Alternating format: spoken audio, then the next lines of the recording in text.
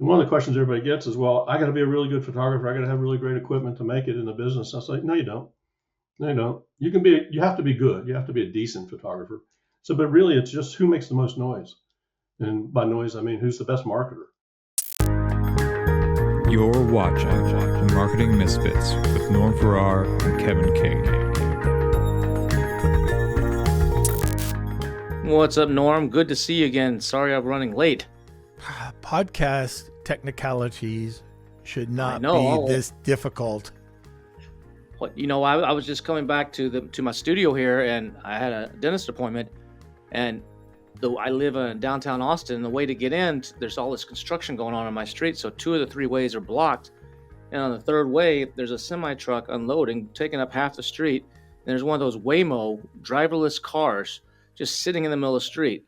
So I'm laying on my horn, like, come on, move, dude. There's a path you can move. You could just squeeze over a little bit and squeeze through, and it wouldn't move. So I get out of my car, I go up and look in the car. There's nobody in it. No passenger, there's no driver, there's nobody. It's just sitting there, and it's totally confused, but it's got like a line of like 40 cars backing up on either side of it. And so someone got out and was trying to push the thing out of the way. So I was like, man, I can see one of the people in San Francisco are burning these things, It was crazy. It's the sign of things to come. Yeah. Just driving your car is too easy. You have to get these wireless or these driverless things now. I could just imagine what could happen. Imagine if there's a defect, what could happen? Well, I saw a statistic. They say that even with the problems these driverless cars have, they're still way safer than humans. When you get in a situation like this today, it's confused and it doesn't realize that it has enough clearance to inch by to squeeze through a small gap. But whereas a human might try that. Or a guy gets out of the car and kind of like waving them on, come on, no. But it doesn't know how to do that like a human. Yeah. But I saw a statistic that despite all their issues, they're still safer than human-driven cars on a mile-per-mile driven basis. I know on this podcast, we're not politically driven, right? We're not talking religion. We're not talking a lot of politics. But you want to see a really great form of marketing. And because I want to talk to you about your experience, is electric cars. I don't care if you have an electric car or not, right? An EV. But they've made it so great, and they have such a great marketing outlook, or marketing firms and consultants that make it look so great.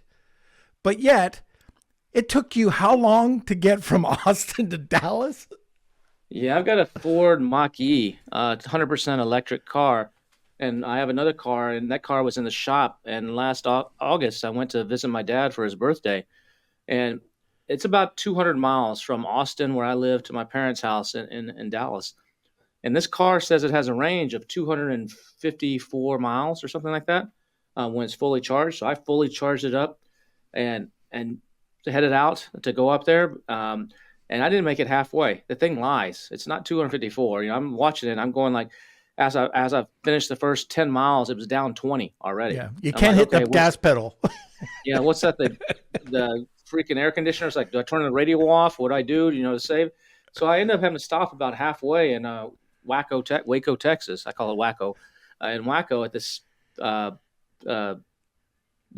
because it's one of the only ones that has fast chargers. And the Ford, the chargers don't always fit. There's Tesla chargers everywhere, but they don't fit Ford cars. Now that the government has passed a law where that's changing to where there's adapters and stuff, but a fast charger to charge this thing up would take like 45 minutes. And so I had to sit in front of this Walmart. I went to Walmart, got some Coke Zero, of course, and a few other things, and puttered around. Then came back out, and it wouldn't charge it all the way. It would only charge it 75%. Because it's some sort of cutoff, and then it starts going really slow. I guess not doing better. It's like, dadgummit. So I drive the rest of the way to Dallas, and it's starting to go down again. So I had to stop a second time before I get to my parents' house, because I don't know where the next fast charger is going to be. And it was a disaster. And I was like, I'll never take a electric car on a road trip ever again. Maybe if you have a Tesla, it's a little bit different experience because there's more chargers and there's more fast chargers.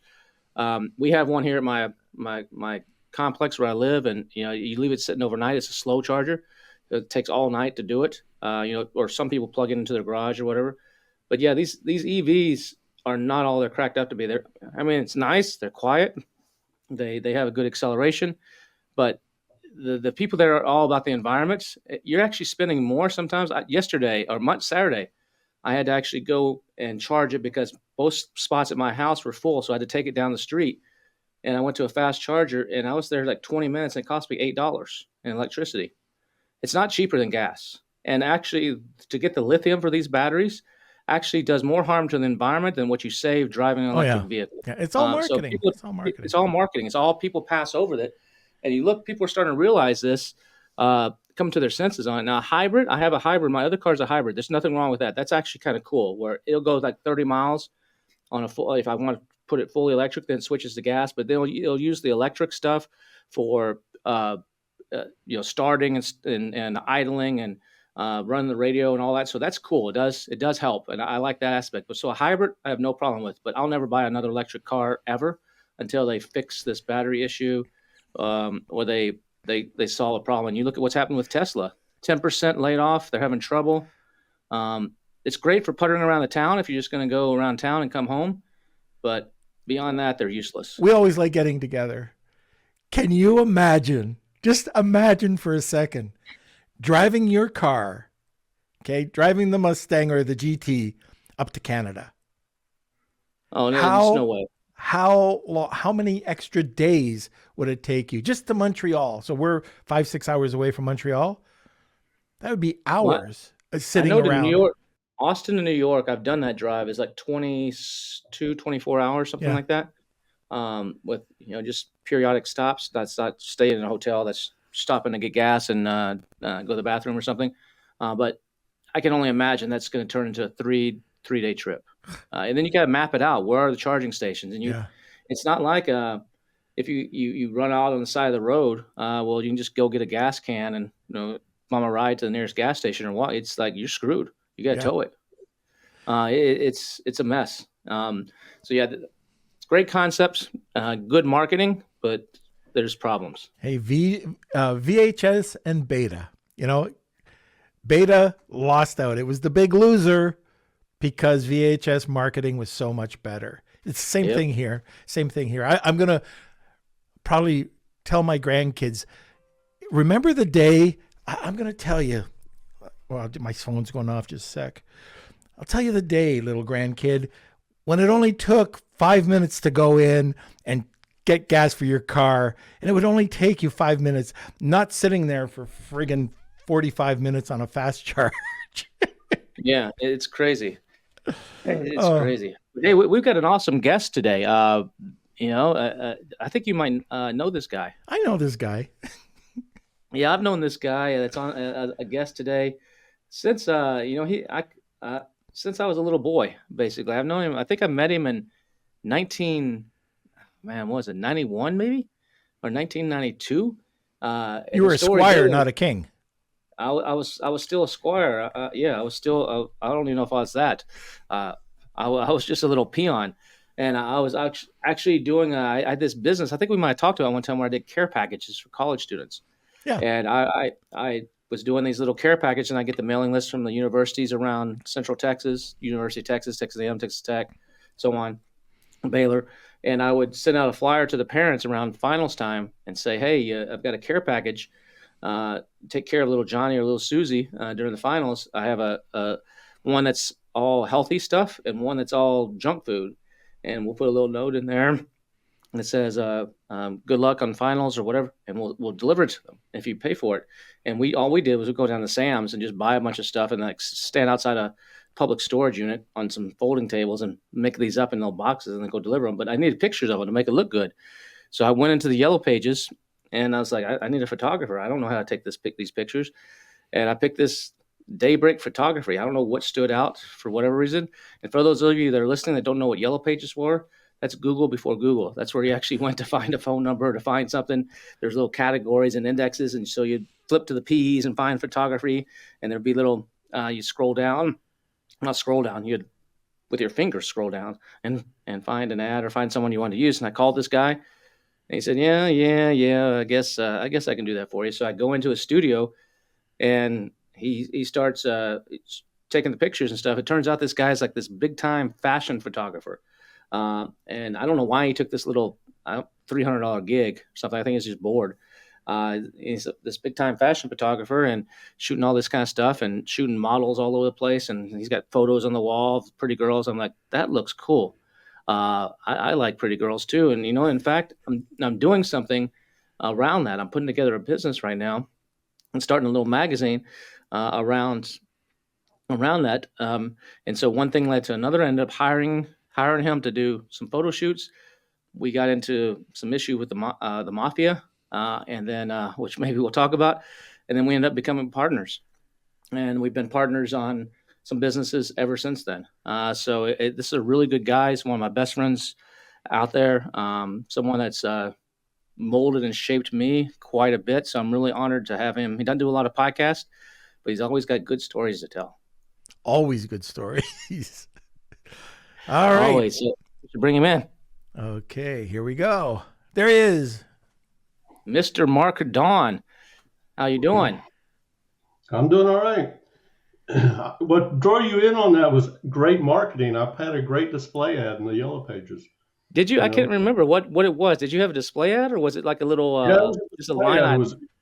You remember the Yellow Pages were columns. Yeah. It was three columns. I had one column by about 3-inch tall ad, and the name of my company, my last name is Daughn. Play on that was Daybreak, and so it was just a picture of a sun, graphic of a sun, and Daybreak photography. It didn't say what kind of photography I did, and why I took the job. You're right. I was bored. I was literally sitting in the studio that day, had nothing going on, and when you called, my first question was, "Do you have any money?" And you said, "Yeah, I got some money." I said, "Cash or check?" And you said, "Cash." I said, "Bring it on down. I got nothing else to do for a couple hours." Well, I remember before we got into business together, we did that shoot and I paid him. And then we did something else. I think we went to Houston and shot in one of the clubs or shot something there. I can't remember what it was, but I couldn't pay Mark. He was giving me a decent rate. Back then, I think his rate was like $800 a day. So we did some other job after that and I couldn't pay him. I was cash flowing, robbing Peter to pay Paul. And I remember one day I lived on the third floor of this little 1-bedroom apartment. Mark shows up in a suit, knock on the door, unexpected. "I'm here to collect." I'm like, "What?" And he has this face. If you know Mark, he has this like scary face sometimes. He has this face. "I'm here to get my check. You owe me." And I think I gave him a check and said, "Hold it for a couple days." And then I don't know what I did. I went scrambled around and like sold some stuff at the half price books, or I don't remember what I did to actually raise the money. Took something to the pawn shop and to cover the check so that it would clear a couple of days later when he put it in. You remember that, Mark? Oh yeah, I remember. I don't remember the suit part because I don't remember wearing a suit. I couldn't imagine Mark in a suit. I know it was weird. You had hair back then too, right? Yeah, long hair back then. Hair down here. Yeah. So Mark, how did you actually get? Tell them how you actually got into photography. That's an interesting. It's a marketing story, because you were like in college in Virginia, and where was it? Or I was in not high school. Yeah, I went to a whole bunch of high schools because my father was a director of marketing for resorts. But just so happened I was in high school my senior year in Highland Park in Texas. Well, that's right. Highland Park is right down the street from the Dallas Apparel Mart, where they have all the fashion from all over the world comes in to sell their clothes. Well, they always bring in models to the apparel mart. And the law in Texas at that time, for sure, if the child was under 18 years old, they had to be enrolled in school if they lived in the state of Texas for more than 30 days. So when they would bring in these models, oftentimes 16, 17, 18-year-old models from around the world, they would be there at the apparel mart working for 60 days usually, and they would have to put them in school. So this Highland Park High School is a kind of ritzy area of town. So they would put them in this really nice high school and install them in a model apartment down the street. So when I started this high school, I was like shocked. This was some of the most beautiful women I had seen in my life, just walking around the halls of school. And I was like, oh, this is interesting. So I found this little French girl that was really beautiful. She was in my study hall, so I tried to approach her to, ask her out on a date. I opened with, "Hey, what'd you do this weekend?" And I'm about to say, "I went to a really cool, quarry up north of Dallas, and everybody went skinny dipping, thinking I was going to be really cool." And she goes, in her little French accent, which I won't attempt to do, she said, "Well, I just got in from Milan.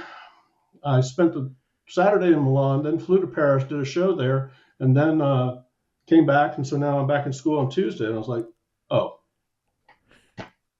what do you say? Great, cool. I'll talk to you later."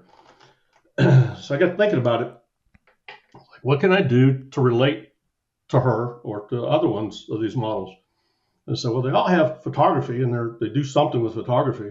So I went to my dad and said, "Hey, you got a really nice Nikon system. Can I borrow it?" And he's like, "What for?" I told him. He laughed and said, "Sure. You don't even know how to use it." I said, "You got a manual? I mean, a physical manual?" I was like, "Yep." And so I sat down and I studied it for a week, learned how to expose film. This was back in the day of film. I was living in Dallas, got a Yellow Pages for Houston, looked up every modeling agency in Houston, called them and said, "I'm an aspiring photographer. I'll come down to town next weekend. I'll shoot any model you got for free and provide them prints." 2 or 3 of them said, "Okay, come on down. We got some models for you." So I did, went down, shot it. It was a disaster. Pictures were horrible, but I didn't care. I just needed pictures. Came back. Back then, you printed contact sheets, which was an 8x10 sheet of paper with 35 millimeter sized images on it. Printed up like 25 contact sheets, stuck them in my backpack, went to study hall, left my backpack open, sat down next to her at the table, knocked them off on the floor. Contact sheets go spilling across the floor. She's a polite young lady. She gets down, starts helping me pick up the contact sheets. And she's looking at them and she's like, oh, are you a photographer?" I said, "Well, I'm an aspiring photographer." She said, don't look, those are not very good." And she said, No. "I don't know if you were aware, but I'm a model and I'll be glad to give you some advice and, help you out." And I'm like, yes. And so I ended up dating her. And then as a result of dating her, I was in the apparel mart watching a shoot go on. And the photographer there that was shooting was a real jerk. It was a big shoot, like 50, 60 people involved, people running all over the place. But he's screaming at his crew. Make a long story short, a guy makes a mistake and blows up a power pack of lighting power pack. And it happened to be over near me. And this photographer comes over with a bullhorn, yelling at this guy like 10 feet away with a bullhorn. Fires the guy on the spot. And the guy goes stomping off. A photographer turns around, starts to walk away. And I thought in my head, I was saying, "What an asshole." But I said it out loud. And the guy stops and spins around and looks at me and said, "What'd you say?" I said, "What do I got to lose?" I said, "You're an asshole. If you hadn't been yelling at him, he wouldn't have made that mistake." The guy looks at me and says, "Well, you think you know better?" I said, "Well, I know better than to make that mistake." He said, "Fine. What are you doing?" I said, "Nothing." He said, "Well, now you're working for me for the rest of the day." I'm like, "Uh-oh, okay." So we walk over and he says, "The guy I fired is my first assistant, who's the guy that's in charge of all the other assistants." He said, "Let's see how much you really know." So he introduces me to the crew, walks off. And so I managed to get through the day. We got through the day. I got screamed at a lot and whatever. And at the end of the day, the guy goes, "Well, you don't know shit, but you managed to bluff your way through it, so be here tomorrow." So I came back the next day. I ultimately ended up working for him as a first assistant. And a year and a half later, I bought his business. And that's how I became a photographer. And you were shooting some big names, right? I mean, what are some of the big names that people might recognize, especially if they're older school guys? Yeah, I mean, back in the day, I was lucky to come up through photography when the supermodels were first getting started and celebrities were becoming influential in the fashion world. So probably one of the most favorite people I ever shot in my life was Jacqueline Smith, one of the original Charlie's Angels. Amazing human being. She was just an amazing human being. But I shot Sybil Shepherd, shot a bunch of the supermodels. But when I shot them, they were just getting started. And I don't know if anybody remembers the movie Gia. I met and knew her. It's a very, very sad story. But the fashion industry back then was not a pretty business. It was not a nice business. It would eat people up and spit them out. So it was a tough business. Well, Jacqueline did something one time, something with a limo or something. Can you tell that story? Yeah, she called me and said, I got something I want you to see. What do I want to do? And I was in the middle of a shooting for Neiman's that day, for catalog stuff. She said, well, you got a lunch, right? And I said, yeah, we got lunch. She said, I'll come pick you up. We won't be gone long. So lunch comes around, I go out, and I'm standing outside the studio, and I see this Rolls Silver Ghost coming around the corner. Like, who the hell is in my studio area parking lot in a Rolls? And she pulls up. This Rolls pulls up in front of me. I look in the back seat, and there's nobody in the back seat. I look in the front seat, and it's her driving. And I'm like, what are you doing? She said, get in, get in. So we get in, and we drove down the street. And I said, what are we doing? She said, we're going to go to lunch. I was like, okay, why the Rolls? Because I wanted to do something. And I was like, what? So we pull into a McDonald's parking lot, a McDonald's drive-through, in a Rolls, and pull up to the window and proceeded with straight faces, ordered lunch in the Rolls. And of course, she's a recognizable person. So the person in the window realized who she was. Next thing we know, we have everybody in the McDonald's is crammed up to the drive-up window. Got lunch, got our Big Macs, and went around the corner and ate lunch in the Rolls, and then went back. And I was like, why'd you do that? She said, I just thought it would be funny. I walked I said, well, are you buying this thing? She said, hell no, I'm not buying it. I just wanted to test drive it and drive through a McDonald's drive-through with it. She was just that kind of fun person. I mean, great person. So yeah, had some interesting times back in the day. Even talking about the Yellow Pages, I remember the Yellow Page. That was the form of marketing, like especially for local businesses, right? It was friggin' expensive. Do you remember how expensive those ads were? I don't remember what the actual dollar value was, but I know it was strong. And particularly weirdly enough, because I had no business advertising, because I had opened a studio out of sheer boredom in Austin, because most of my work was travel. And so I had this studio. I had this thoughts that I was going to, I don't know, shoot local stuff, which was just not me and not what I was doing. But I spent all the money for that but ultimately I got introduced to Kevin. So that's what counts, right? Yeah. That's no, right. but back in the day, marketing back then, I think it's interesting. I often tell people, I taught photography, taught boutique workshops.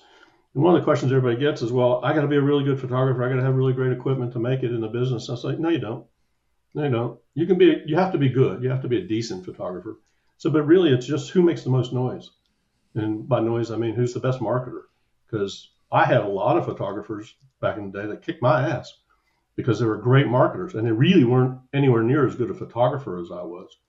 And so I think, part of the tricks that we had to do back then was find ways to really stand out in our marketing and do things different. I mean, a Yellow Page ad was sort of mandatory, but you still had to come up with other ways to reach clients and stuff. And well, you did some pretty interesting things, like little custom books, and like you would send stuff to potential clients, and you did some you wouldn't just like take this off the shelf like little portfolio. You would like customize them, like with some kind of paper or like a box or something to stand out.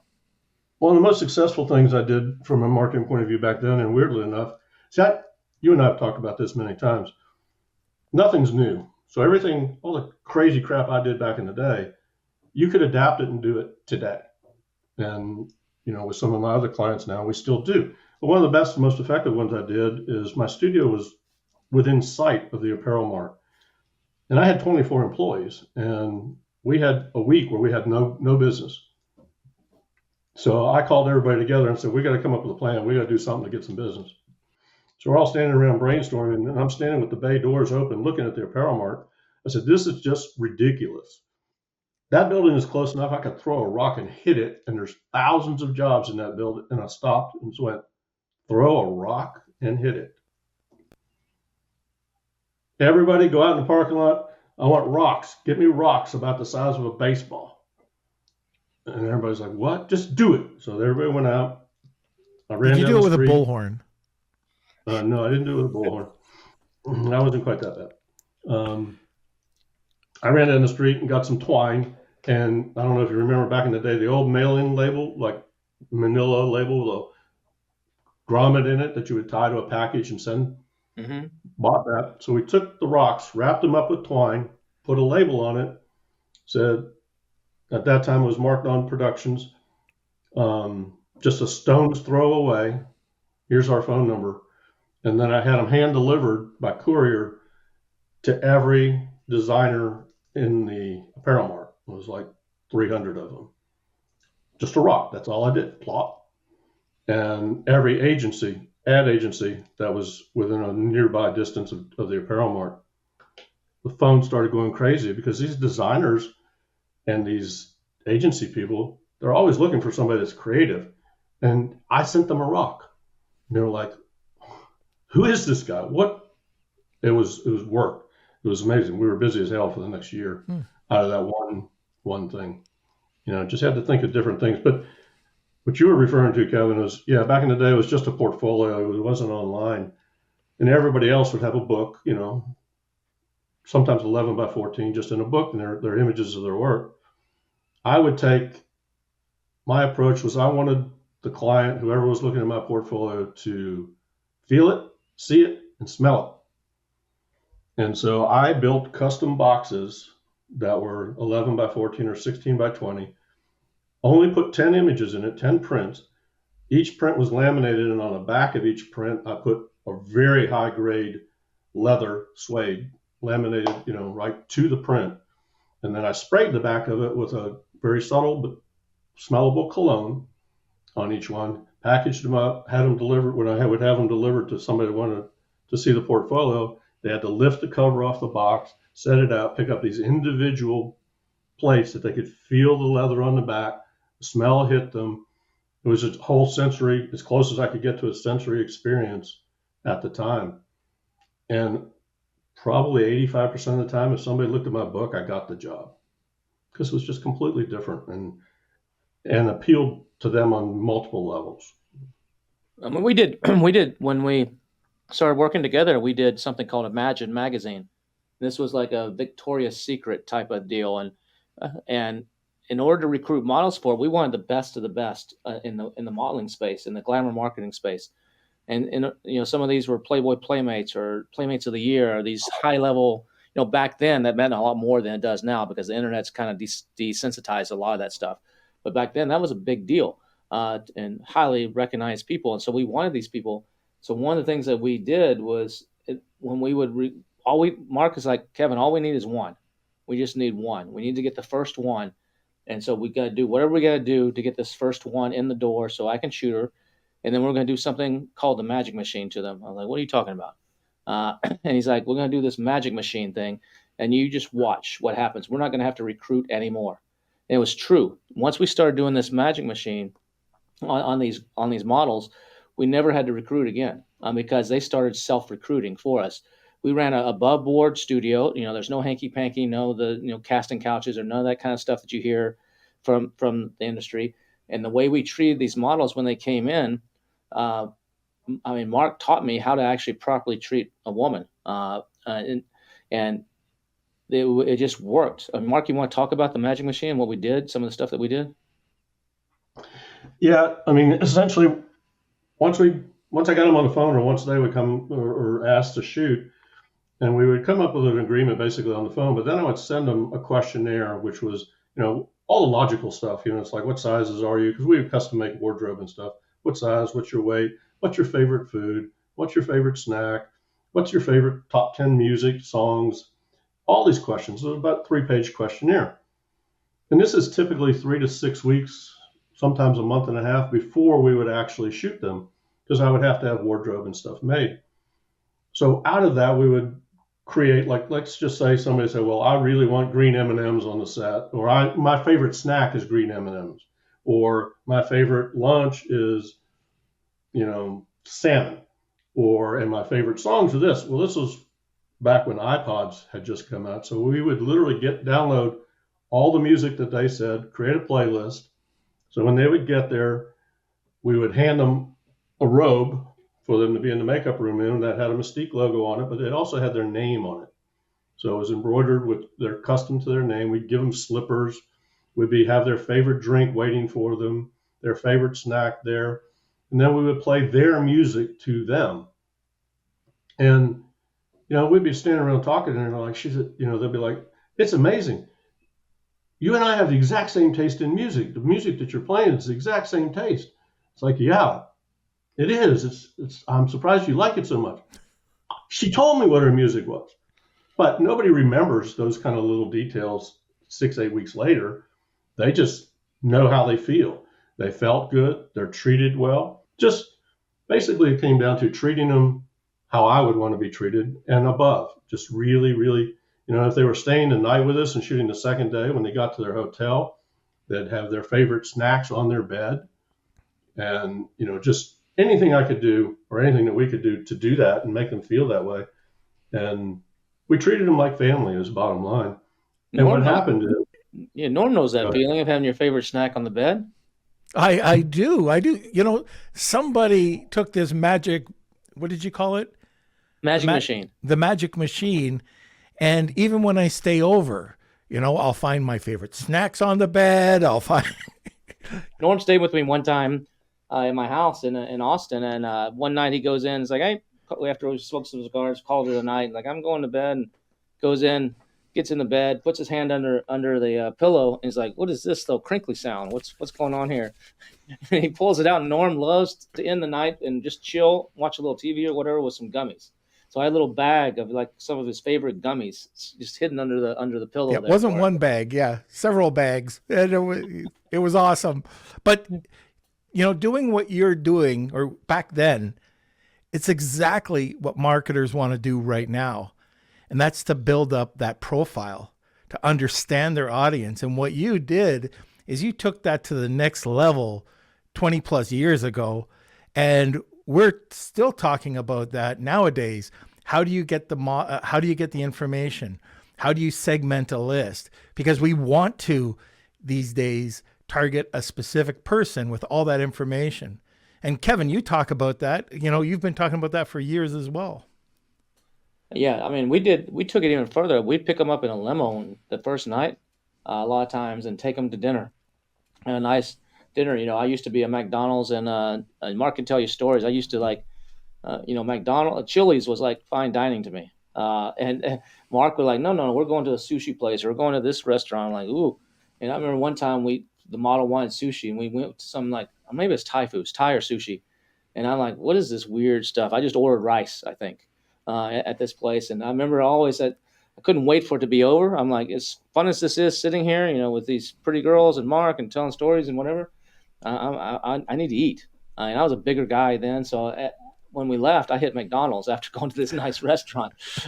And I used to do that quite a bit. But now it's exactly flipped. And like, McDonald's is the last place I want to go. Now, Mark turned me into a foodie. So now I love going to like the best of the best food places, and I still don't eat raw food things, but I can find something on the menu, usually that's appealing to me. But yeah, the magic machine is something that I think we were doing it back then. That if you do that now with your customers, I mean, we did it with our customers, and not just like you're talking about, Norm, not just with the models, but we flipped that. One of the things that we did is we were putting out little baseball cards, so trading cards, like baseball, 2.5 by 3.5 inch baseball cards. That's a hot thing. It's just around the time Beanie Babies came out, pretty girls on baseball cards became a thing. And we were generating millions of dollars selling baseball cards into comic book shops, directly to a direct-to-consumer list. And one of the things we would do with our customers is I think about like September or October, Mark would find this like Santa Claus in Austin. Or I remember one year was a Santa Claus. I think we changed it up a little bit. But one year, found this guy that's like the most famous Santa Claus in Austin. And we went to this one house, and I think maybe they had decorated already, or I can't remember if we decorated it. But yeah, they already had a tree up.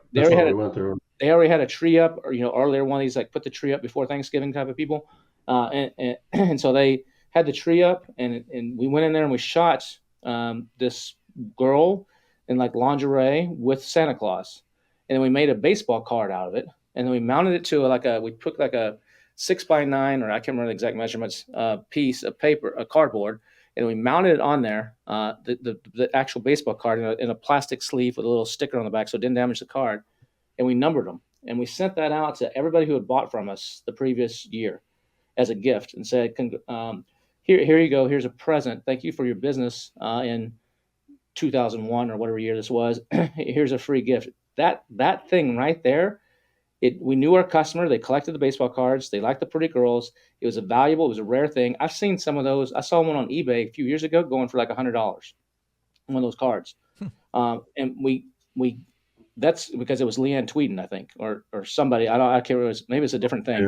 But it was that's what we did, and we kept consistently being voted the number one in the space for our customer service, for the way we treated the customers, for everything that we did. And that's an important thing when it comes to marketing, is over deliver and surprise. And a lot of people, they just end at that first order. They just like, thanks for your business. Have a nice life. But no, we're going back to them. We're treating them well. We're giving them good things. And that's some of the stuff that Mark and I have done over the years when on a lot of things that we've done. And we used to randomly put extra things in their packages when they'd order. We would literally print up a limited edition card. It wasn't for sale anywhere. And if they hit a certain threshold, we would throw it in with the package, and we didn't tell them it was coming, and just open it, and boom, there it was. One of the things that you guys did for years, right up to the present day, which I think is really cool, is you've been able to take a lot of this content, put it into calendars, and they're quality calendars, and repurpose after all these years. And some of it's new, but there's a lot of repurposed material. And by marketing this properly, you've got this consistent cash flow coming in every year off of work you've done in the past. I think it's pretty cool. Content is king. I mean, when you have content, you can, some content gets dated. Hairstyles maybe in some old photos from the 70s or 80s, but most of the stuff from the 2000s, it's a little dated. They don't have as many tattoos and stuff that's common now, but you can still, it still works in a lot of times. So yeah, we're able to reuse. I mean, it reaches a limit, but we're able to reuse a lot of it and supplement with some new stuff. And there's so many new people coming into the marketplace that a lot of them haven't seen it before. And then we do testing, like with our calendars. We print 4 per year. Mark and I do. Mark shoots them. He lays them out. And then I put in the little grids, and I coordinate the whole selling and the D2C and the Amazon and all that stuff. And it's almost like a passive income. I mean, there's a little bit of work for each of us for about a week. And then for me, periodically throughout the season, I got to hit it for a day or two here and there. But it's not a tremendous amount of work for either one of us, other than a short period of time really at the beginning. And then they just sell. And we do testing. So just like this, we print 4 in South Korea. Our landing cost is like $1.60 roughly, and we sell them for $20. If they buy directly from us plus shipping, if they buy them on Amazon, they get the Prime. And then we do testing every year we call them special edition calendars. So we do print on demand, and so we'll take 16 calendars, 16 different titles that we're thinking about doing, and we'll test them. So we'll just print 40 of them or 60 of them to start with, and just see what happens. And we put those out. We don't sell those on Amazon. We just sell those direct to our list. And when we find a title, like we found one the other 2 years ago, just went gangbusters. Some of these might sell, 100 or 150 or something. This one sold like, I forget the number, 500, 600, 700 direct to our list of this special edition count. They're expensive. They're like $25 each, so they're even more expensive. And they don't even have the little thing to hang. So some guys, they're just buying them because of the title, and we'll figure out what works, and then we'll take that into one of the 4 and then mass produce it. And so it's a whole testing process that we do. But having that content is what allows us to do that. And that's where a lot of people, when you generate content, if you're listening to this and you have content, podcast content, teaching content, there's so many ways you can repurpose that to make, either get a lot of reach, get more people into your ecosystem, or make more money. You also know that you're hitting the right audience because of the retention rate. And the reason I'm saying this is you don't get a lot. Well, you don't have, it's not all digital. Let's put it that way. You want to talk about that? Oh, yeah. So, for a lot of you listening, the younger ones, there's a thing called a check. It's a piece of paper that your bank gives you, and you write out to the order of Mark Daughn, and you sign it, and you have to write out $19.95, and or you can go down to 7-Eleven or your local convenience store or the grocery store, and you can pay 79 cents and get a money order. Still a little piece of paper with some barcodes on it, and you send that through the mail in a physical check. And this started years ago when I was in the direct marketing business, and actually one of the first projects that Mark and I did together was I was living in Dallas, he was in Austin, and I was just following money. I was in Austin, I moved to Phoenix for like 10 months because I was following some money. It didn't work out. Came back, went to Dallas briefly, and Mark's, I don't remember how I convinced him. He was like, hey, we need to do this this souvenir project. I don't have any money. He's like, well, I got like $3,000 or something. So he drove up to Dallas, wrote the check to the post office or paid for the printing or something, and we sent this flyer out, direct mail. And this was no internet. This is, I don't even remember if we had an 800 number on there or not, but it's like send checks and money orders to the mail. Still to this day in 2024, we do. It keeps dwindling down, but $20,000 to $40,000 in checks and money orders in the mail. Where I go out to the post office about once a week and open the box, and it's like Christmas. Like, is the post office box this full, an inch tall, or is it like jammed in there and they can't get any more envelopes in there? And then you see these envelopes, and they're handwritten with a stamp on them, and you still see the name on the outside. Oh, there's John Henderson. That's good. That's a couple $100 right there. I know John. He's been ordering for us for 200 years. Or we do a direct mail flyer where we send it out in the mail. About 17,000 people get these flyers, but most of them order online. But some of them still old-fashioned checks. Or you can see where they're writing. You can barely read. Like, does that say 1995 or does that say 13? Because they're like 80 years old, and the scribbling is like, handwriting's not so good. And then we'll get other ones when we send that flyer. It's like, comes back in the mail, it says deceased. And I'm like, oh man, that was Phil Agnew. That dude's been ordering since like 1994. Now he's dead. Damn gummit. So in marketing terms, that's unsubscribe. Yeah, basically unsubscribe. It's undeliverable. So, but that still happens. So it's not a lot of money compared to what we do digitally, hundreds of thousands of dollars, off that same thing digitally, but it's still out there. So people overlook that in their marketing. There's still people that direct mail still works, whether you want the people to send the check or money or they just want them to see it and then go to a website. And yeah, but that's it. Even the direct mail still drives that traffic to the website and make the digital purchase, or to Amazon to make the digital purchase. Yeah, we tell them in the flyer. We say, if you got an Amazon Prime account, it says available on Amazon, and go buy it on Amazon. You don't have to pay shipping. But some of these guys, they prefer to pay us $9.95 or $12.95 shipping, and buy it that way. And then we do another little thing on there. So another little marketing misfit trick is on the order form, we'll put a line. So it's subtotal. You write in what you want, the item number, the title, and then the price. And then at the bottom of the order form, you subtotal it up. And right before that, it says insurance, yes or no. And we used to have something called no dogs guarantee. And this is like, if you got a calendar and like, oh, these girls are all ugly or something, we would exchange it for you if you didn't like the calendar for some reason. But we changed that to just insurance. And this covers if the package goes lost or missing, or someone steals it. No dogs guarantee. No dogs guarantee. Yeah, do that today. No, we couldn't do that today. This is 25 years ago. But we changed it to an insurance, and the insurance says yes or no, but we automatically put in the order form $4, so it's automatically filled in. So if they circle no, they scratch it out. But most people don't circle no; they circle yes because it's already on there. So we get an extra $4 from like probably 60% of the people actually pay an extra $4. And if we send out 2,000, I don't know say 2,000 orders over a course of a month or two, and we get 60% doing that, 120 people doing that, that's $4,800. We might have to replace one order.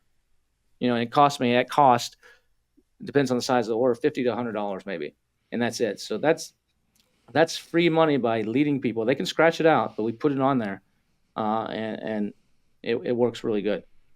I hope you guys don't mind, but one of my favorite stories, I don't know if you want to get into this or not, but one of my favorite stories is one of the photo shoots that you did, and it happened to be with a tiger. Can you get into that? Sure. So you want to go, Mark, or you want me to set the groundwork and you tell the story? Either way, you can start it. So about 1995, I think it was, Mark had there's this new program that just came out called Bryce, and it would create these like futuristic worlds. It's like kind of cool, like Bryce, like Bryce Canyon in the U.S. has all, I don't know if you've ever seen pictures of Bryce Canyon National Park in the West, in Utah. I mean, it would create these futuristic worlds. So he had this idea. We were doing a lot of cool, interesting stuff. He was doing angels and fairies and like all these really elaborate like different scenes. And he's like, what if we did this like warrior scene with this woman painted head to toe like a tiger? And she was standing next to a real tiger, and she had like a sword in her hand, and she's like this warrior princess girl, and behind her were like these Roman columns, and we'll shoot it on green screen or blue screen, whichever, and we'll actually put this, then create in the computer a cool background. This is back when this is a major advancement. This is 30 years ago where you couldn't do stuff like you can do now. To render a background, you do it, and you come back in the morning on your computer just to render a basic background. So we hired this model to come in, told her up front what it all is about, had her sign the release, said, hey, this is risky, and we partnered with this photographer who was known for airbrushing women as arts. So he would paint women as butterflies, and they get naked, but then he'd paint them body to toe like butterflies or like lions or like fairies or whatever. And his name is Leroy Roper. He's a really good artist. So Mark hired him to actually paint this girl from head to toe like a tiger. And then he hired an agency that had tigers. And they did commercials for big commercials and stuff. And they brought in this tiger. And this tiger, when they brought it in off of this truck out of this cage, the tiger wouldn't come into the studio. As Mark had set up the studio, painted the background blue, I think it wasn't green screen, as blue screen, I think, and had everything set up. And this tiger wouldn't come in. So they brought a little baby tiger. Actually, it would come in the studio, but it wouldn't go on the set. Yeah, so they brought in a little baby tiger, and I remember they threw some meat on the ground, like to kind of prompt it. And I'll let Mark tell the story from there. So, back in the day before this, I was kind of known for shooting big cats and animals with fashion models and stuff. So this wasn't a crazy thing to do. This was something I had done before. But I always hired the best, hired the right agencies, hired trained animals, blah, blah, blah. So in this case, and I also had a rule that I would never put a model with an animal that I wasn't willing to sit there and mess with. So the guy brings in the cat where he's in the lobby, and the cat's fine in the lobby hanging out, and he's playing with it with his foot, and cat's grabbing his foot and kind of playing like a kitten. They're big cats. And I get down on the floor, and, it was fine. It would grab your arm and kind of play with you and tug on you. And one thing you don't do with a big cat is if it grabs you is you don't pull away, because their teeth and everything are designed to actually bite from being pulled away. So like this cat particularly grabbed my arm and decided to roll over. So I get 750 pounds of Bengal tiger rolling over on top of me, and it's okay. All right, this is fun. But it was okay. It was all okay. Then the cat was skittish and it wouldn't go on the set. And we finally determined that it didn't like the sand that I had on the ground. So we cleaned off all the sand. We figured we'd digitally put that back in, major pain in the ass, but whatever, trying to make this work. Finally, they get the cat on the set. And we get the model. She's painted head to toe like a Bengal tiger. And so she's standing out there, got this giant sword standing next to her, or next to her, and the cat's curled around her foot. And walk out, get everything. The chain and the what we'll take out in Photoshop later with the trainers. There's a chain hanging from the tiger, but he was. Technically the trainers had the chain, but there was slack in the chain. And so I get everything set. I walk back to the camera, and this is back still in the day of film, so I was going to shoot Polaroid first to make sure the lighting and everything was right. I get back to the camera. I'm about to shoot. Actually, I shot the Polaroid. That was fine. Had to adjust something, walked back to the camera, switched to film, and I looked up, and I could see the cat just kind of look at the girl head to toe, looked at her foot. She's standing, like with her feet apart, and the cat just literally reaches out and smacks her foot. Just boop. Just playing. And the foot then comes up in the air. He's playing. Exactly how he was playing with his trainer earlier in the day. cat grabs the girl's foot in the air, but now she's barefoot. The trainer was wearing boots. She loses her balance, starts to fall, which is pulling away from the cat. Cat says, my toy, I'm keeping it, bites down to hold its toy. Girl screams. Cat goes, I want nothing to do with screaming girl. I'm taking my toy and leaving. The foot. So he starts backing up across the studio, dragging the girl. And the trainer. And the trainers. Oh. At this point, the trainers jump in. Literally, they carry a tool, which when I thought about it later, it's like, why do you carry a tool that would open a cat's mouth? So they shove this in, get the girl loose, grab the cat. They literally grab the cat, drag it out, put it in the cage, and leave. Like almost in less than probably 5 minutes. I scoop up the girl, carry her into the other room, look at her foot. Now we're calling. Bit or we did it? Oh yeah, bit all the way through.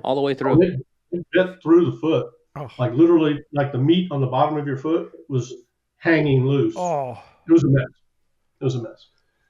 So my production manager was a woman. She calls 911 and she's freaking out. Blah blah blah blah blah. And 911's like, yes, what's the emergency? We have a model in the studio has been bit by a Bengal tiger. And 911 says to her, and I guess she was hyped up and her voice sounded high. They literally said, little girl, don't call here with pranks, and hung up on her. Called back 911, obviously. Finally, we get through. The ambulance comes. And it just was, because everybody's like, why is this woman painted like a Bengal tiger? We get to the hospital. I rode with her into the hospital. And the doctors are like, bit by a tiger, painted like a tiger. What is, but long story short, she ended up okay. She had to have 2 surgeries. And, 8 how weeks did after that her go surgery. for any cat shoot that you did after that? No more animals. No more animals. That stopped. That's actually not true. We Actually, we did in Vegas. That's right, in Pahrump. Yeah. Mark took his chances again. We had an issue there too. Really? Not as bad. Yeah. Yeah. 2 issues actually. Yeah, we had 2. We actually 3. The wolf. We were shooting with a cat and a model, and the model was deliberately out of reach of the cat. This cat was chained to the ground and sitting there, and we're shooting. It was a little small Asian model, and this cat kept leaning in and leaning in and leaning in. And so we had to readjust her, but unbeknownst to me or her, every time she stood up and readjusted, she was sitting down a step closer to the cat, who on camera it looked like they were beside each other, but really the cat was like 4 feet behind her. Finally, she gets close enough. The cat lunges to the end of the chain and just reaches out and bats her like in the shoulder. Literally, she flips head over, butt, ends up 6 feet away from the cat going, what? She's fine. She's just dirty and, kind of like shooken up a little bit. I was like, all right, we're done. She said, no, we got to finish the shoot. So she went back over, and this time she made damn sure she stayed far enough out of reach. But that day, we also were shooting with a wolf, and we were told, don't put any lotions on the model, don't put anything with any scent on the model, nothing, because the wolf just will love it and go crazy, kind of going to lick it all off. Told the model that. Of course, what does she do? She thinks her skin looks dry, so unbeknownst to us, she puts on lotion, goes out there, and they also said, don't ever scratch his ears. Just pat him on the back, whatever's fine. So this cat is very interested in this model, and licking her from head to. We now got to take her over, wash her off. We go back. She's sitting there, and we're probably 5 minutes into the shoot, and she reaches over, and again, I could see what she was about to do, and I'm like, no! And she's like, scratches this wolf's ear, and it literally turns around and goes, and she sees it turning, so she pulls her hand back, and it snaps at her, like a dog or anything else would bite. And she got her hand back far enough that she had nails that were, like yay long. And it's just barely caught the nail, punched a hole like you had a hole punch in the nail, and then got back. And so we lucked out. And then later that afternoon, I had a parrot, full-size parrot, sitting on a girl's shoulder doing this like Captain Morgan kind of scene. And the wind blew real hard. Parrot lost his balance and started to slide off the shoulder. and attempting to stay put, just dug its claws in and proceeded to get blown all the way down across her back, making nice little deep scratches all the way down. That was the last time I shot animals. Wow. Ever. Back in the day, my first photo shoot was because I was a photographer too. I didn't kind of stick with that, but Toronto Zoo, very well-known zoo.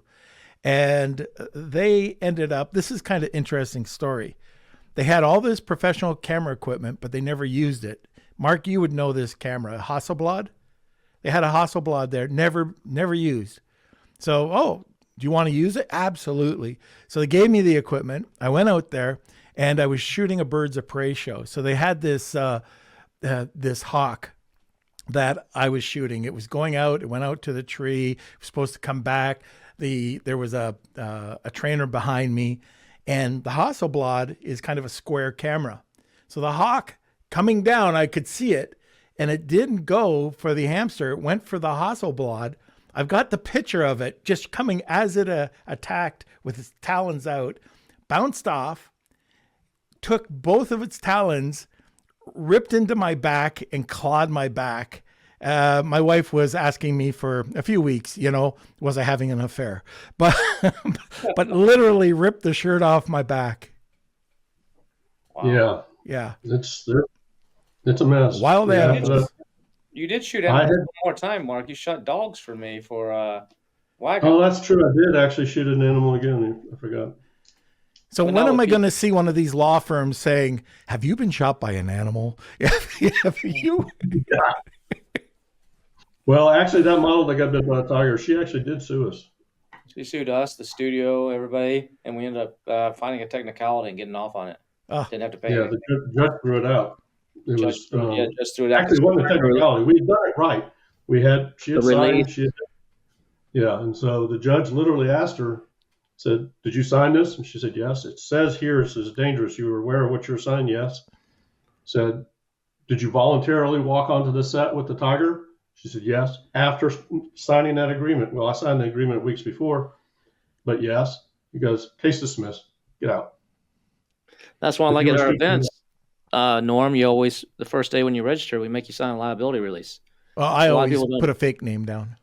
Not this time. Amber will be checking. But we always do that because if you slip and fall on the stairs or one of the events that we're doing, we don't want to get sued. So it's, you could still sue, but we have some ammunition.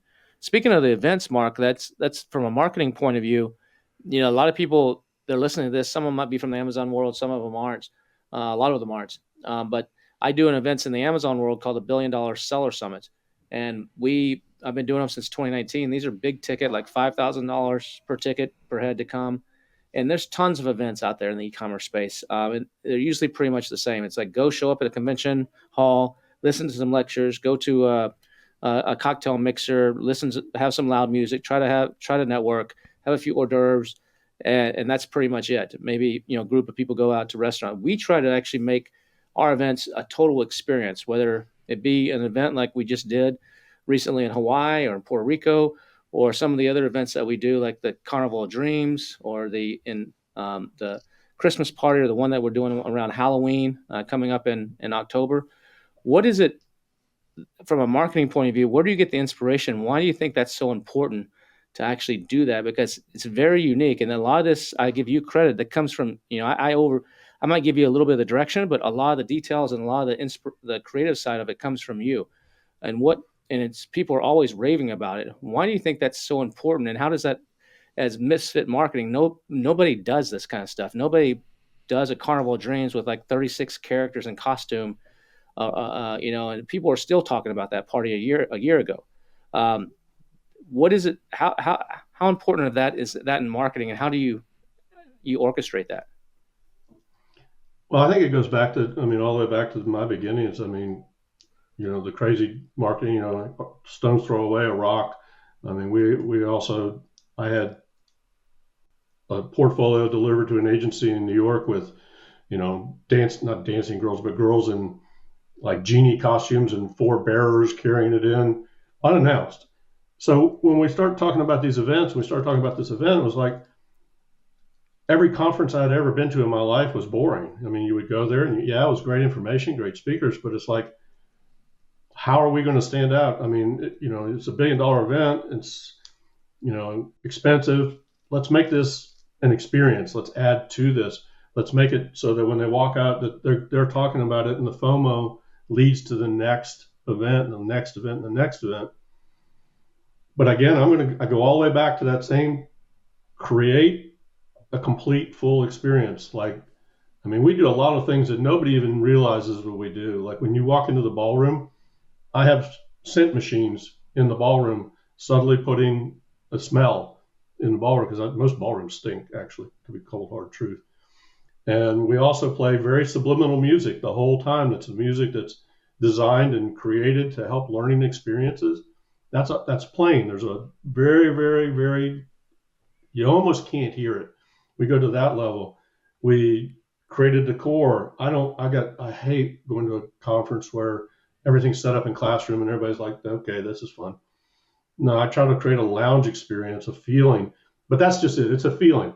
In a weird way, it's just a twist on the magic machine concept. Again, but I'm always just trying to think of something that'll make an impact. And like these parties, like the Carnival of Dreams, the idea, it was an Amazon party. It was to promote Kevin's projects and stuff initially. And I was like, well, we can throw a party, Kevin, but if we just throw a party, it's another party. People are going to come, let's throw something that people are going to talk about. Some people are going to remember. And he's like, well, go for it, whatever. I said, you got plenty of money? That's usually the first question. You got plenty of money? And he's like, well, make it rational. And so I just came up with this idea of, it's like, all right, what could I do in a single format, a single venue where people would walk in and be immersed into a world? And so we created a carnival, like you would have gone to in the 1800s. I wanted to originally call it Gypsy Carnival, but that's not a good term anymore. So we couldn't do that. But that kind of concept with characters and interaction and gambling and, feats of strength and getting the crowd involved. I mean, Norm was lifting weights at that one, I think, back in the back. And cigars. Yeah. And cigars.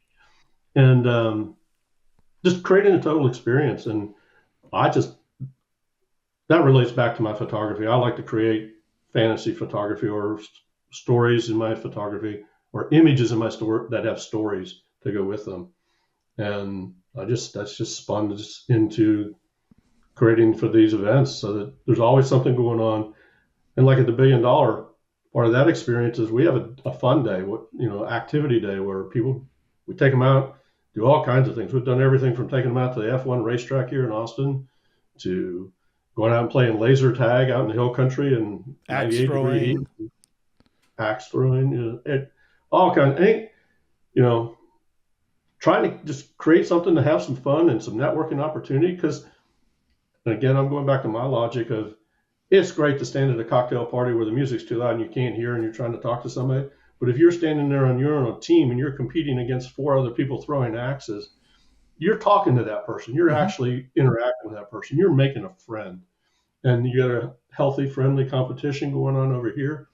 That's great. And then you get back on the bus and everybody's happy and laughing and sweating and been passed out from the heat.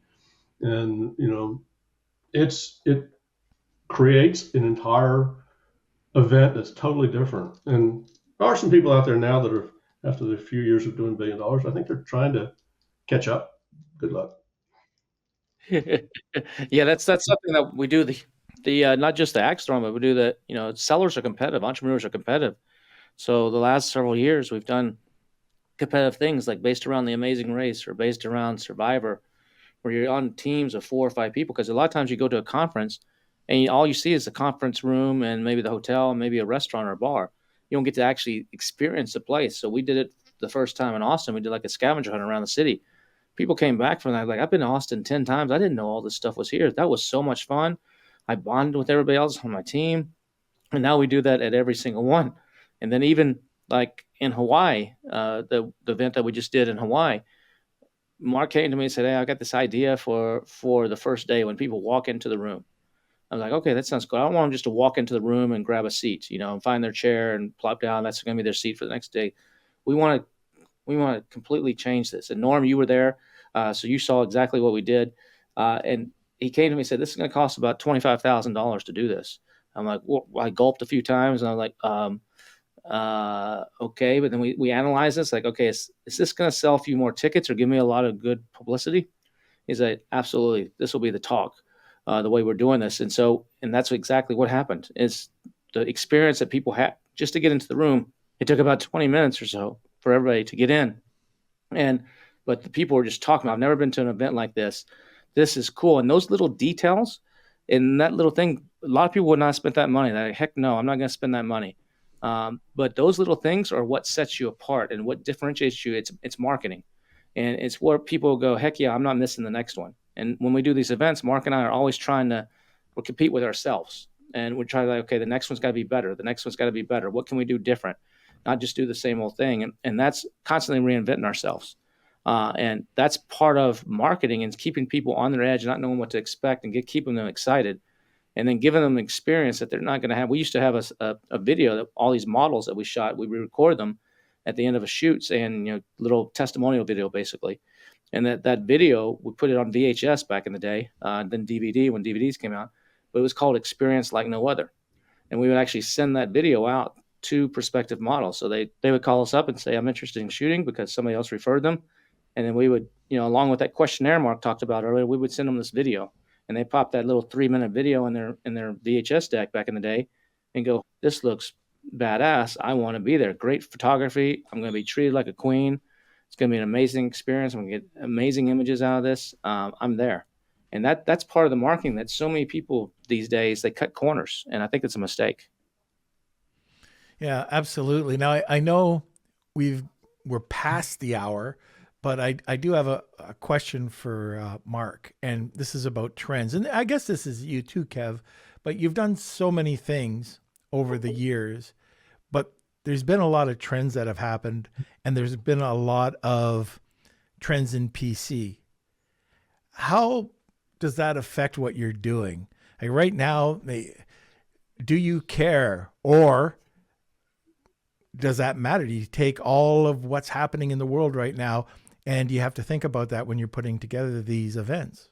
You're talking about like cancel culture and stuff like that? Yeah, absolutely. Mark? I mean, I would love to sit here and say, no, you can just ignore all that, but you can't. I mean, the cold hard reality is if you cross certain, perfect example is when I first conceptualized that party, I literally was calling it, a gypsy carnival. And when I started reaching out to the entertainers, they were like, you can't call it that. We can't be involved if you're putting the name gypsy on it. And I was like, what? And, they explained it, and I was like, oh, okay. So we had to change the name of it. So, and sometimes though, even though there's a trend or things are changing, you gotta, or at least in my opinion, you gotta take some risks. I mean, using that party as an example, one of the things that they wanted to do was they were going to put a girl on not a trapeze, but an aerial show. And they showed me her costume, and what they wanted to do is they wanted her to be topless, the entertainers. And I was like, probably not, but so I went back to Kevin and said, how do you feel about this? And he's like, no, we can't do that. So then I went back to them, and they were like, all right, so we can't do that. So we'll put her in, can we put her in a relatively sexy kind of looking thing? I was like, yeah, but I had to have a discussion with Kevin about it a couple of times because we run the risk. You don't necessarily know who's going to be in that room. Are you going to offend more people than think it's great or think it's fine?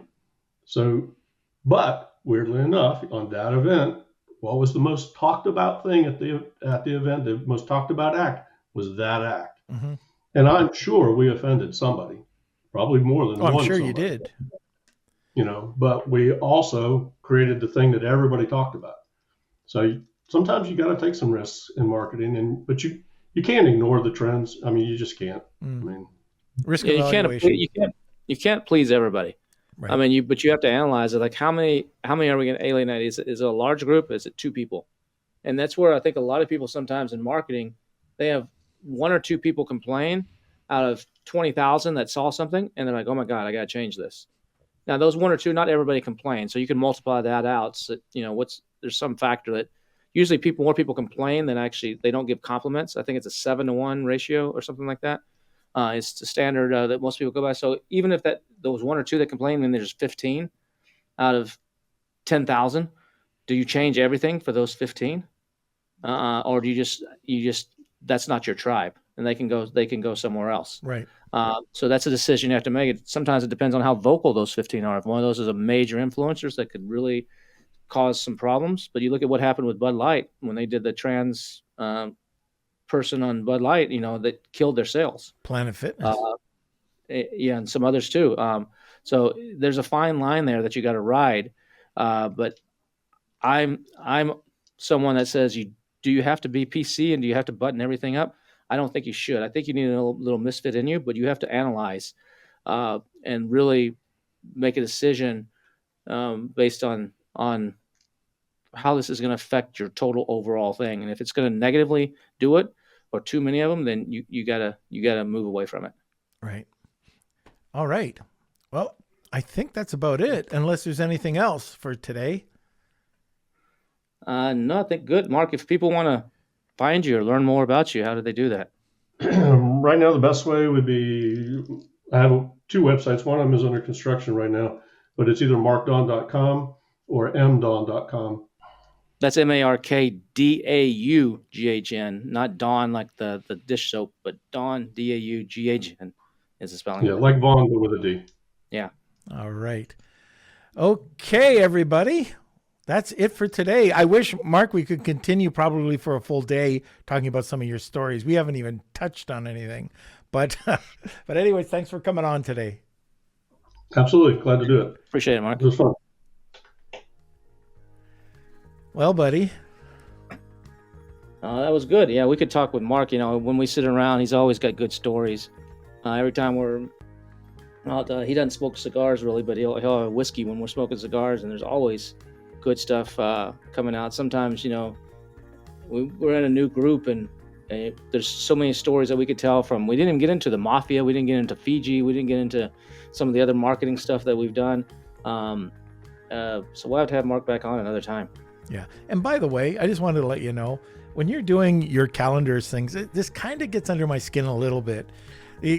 All of a sudden, like the last time I was down, I'll just be a second. Well, you're down there for hours, taken away from my cigar time and your cigar time. So maybe you can hire somebody to do this the next time. Oh yeah, next time you're in town, I'll just tell the customers, sorry, there's a delay. The post office is there's a roadblock. There's a Waymo driverless vehicle blocking the way to the dock, and so sorry, there's going to be a delay on your orders coming out. Exactly. Make something up. Oh, that's it for today. I hope everybody enjoyed the podcast. Yep, we'll see you again. Make sure you follow us on all your favorite social platform, or go to marketingmisfits.co and follow us there. And looking forward to seeing you again next week. And don't forget to reach out if you're a misfit.